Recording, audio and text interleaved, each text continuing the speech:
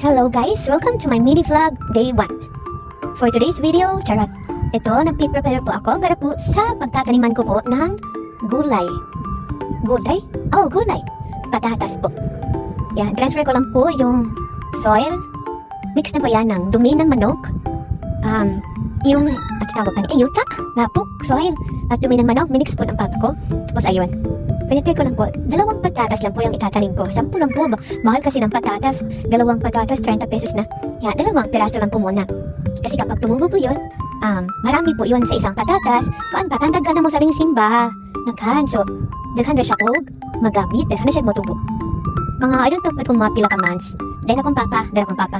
Kung papa is 14 years na siya nga trabaho sa LGU, agriculturist. So, ito, gitabangan ko niya, nag-catch up kanang ginasay ko lang mo ang galon para, malagyan namin, mataniman namin.